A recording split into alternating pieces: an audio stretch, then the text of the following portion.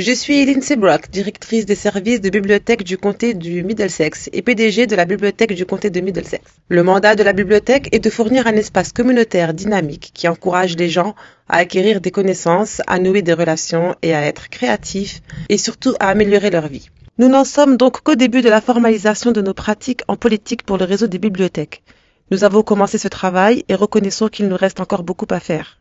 Mais nous avons une politique en matière de discrimination et de harcèlement sur le lieu de travail et il s'agit d'une politique à l'échelle du comté qui s'étend au-delà de la bibliothèque. En outre, en 2022, le conseil de la bibliothèque du comté de Middlesex a adopté sa première politique en matière de racisme et de discrimination axée sur les bibliothèques. Il s'agit là de notre politique de respect et de reconnaissance des populations autochtones. Cette politique est née de la reconnaissance par notre bibliothèque de notre responsabilité de soutenir le travail de réconciliation et d'y participer. Cette politique comporte donc 3 parties, une déclaration sur la reconnaissance des territoires, une déclaration sur nos collections et une déclaration sur nos services et nos programmes.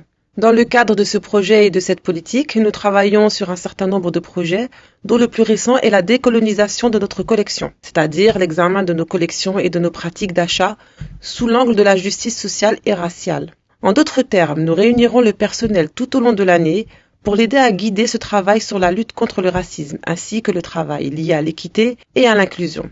Nous savons que ces valeurs et ce travail doivent être intégrés dans tout ce que nous faisons. Pratiques politiques, programmes et services, et nous voulons que ce processus soit tourné vers nos communautés pour mieux les connaître, car elles sont notre raison d'être. Bonjour, je m'appelle Christian Daboud, je suis gestionnaire de l'équipe de l'équité en santé et de la réconciliation avec les Autochtones au bureau de santé de Middlesex London. Le bureau de santé de London et Middlesex London promeut la santé dans notre communauté.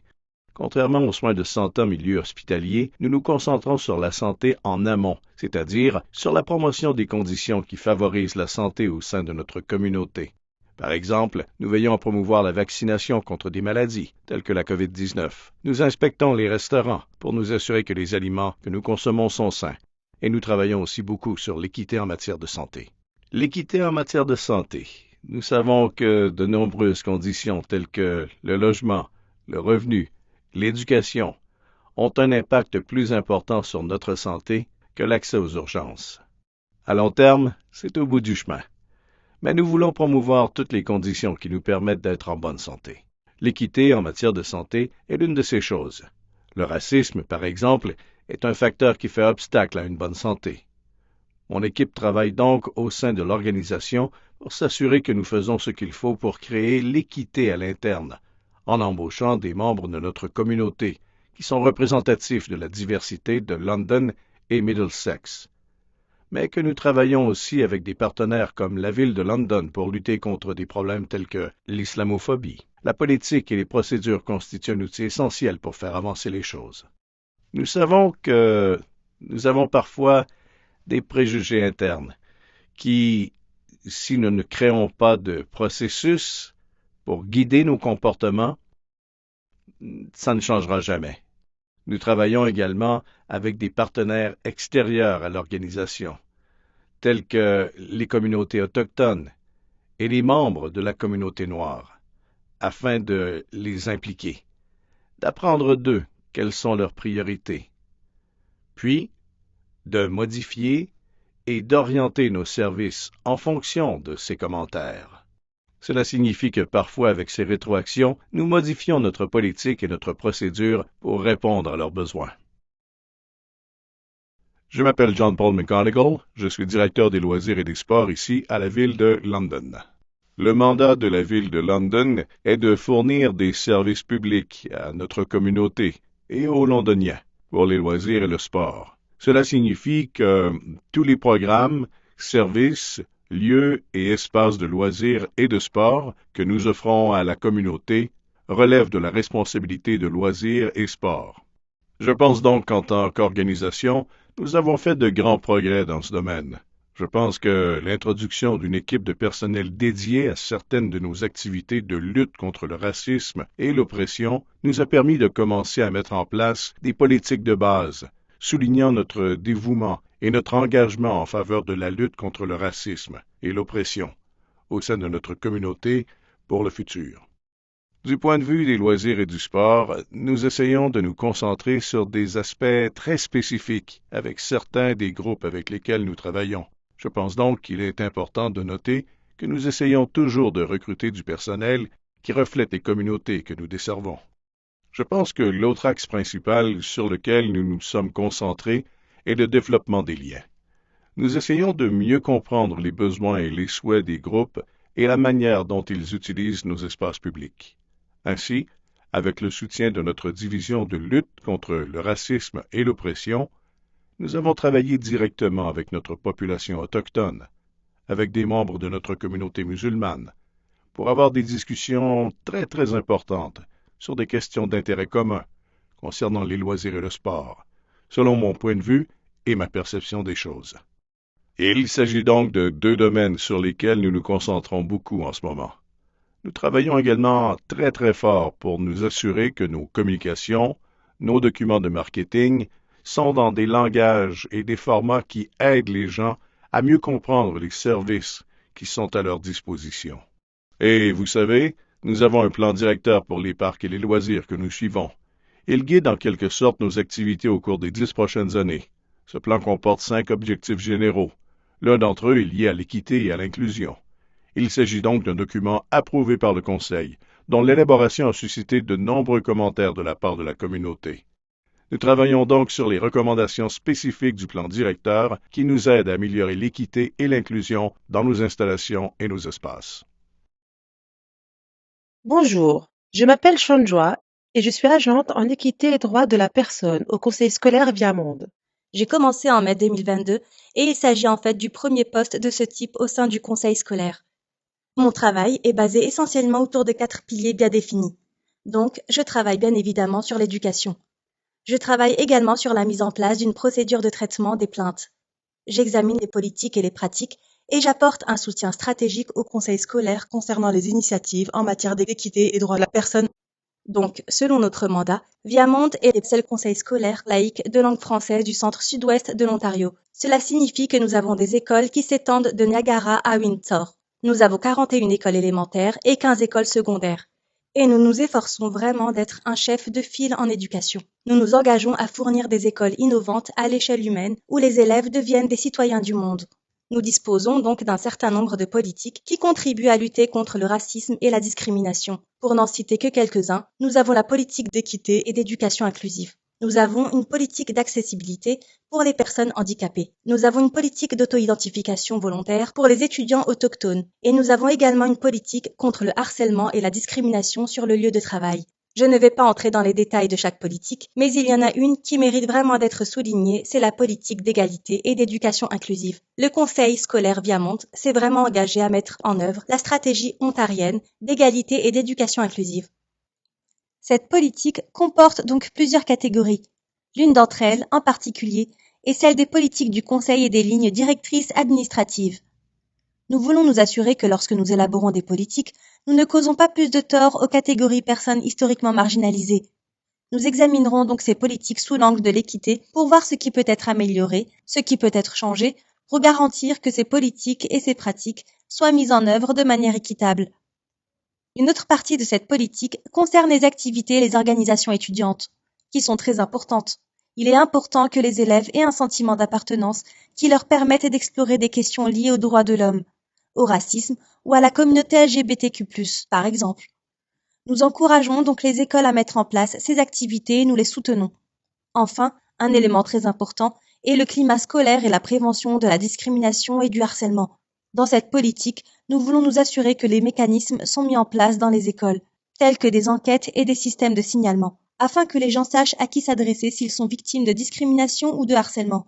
Nous assurerons également la formation professionnelle continue des membres du personnel sur divers sujets tels que les droits de l'homme, les perspectives autochtones et le racisme anti-noir.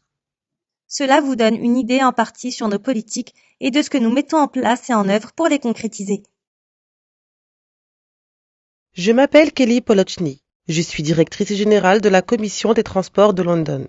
La Commission des transports de London est responsable de la prestation des services de transport en commun dans la ville de London.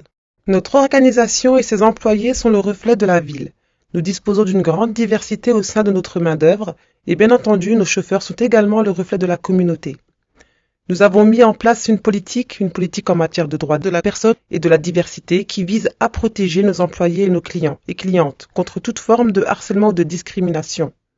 Pour qu'un client ou une cliente qui fait l'objet d'une forme quelconque de discrimination ou de harcèlement puisse prendre contact avec nous et donner suite à cette politique, il ou elle peut contacter notre numéro de service à la clientèle et sera alors orienté en conséquence.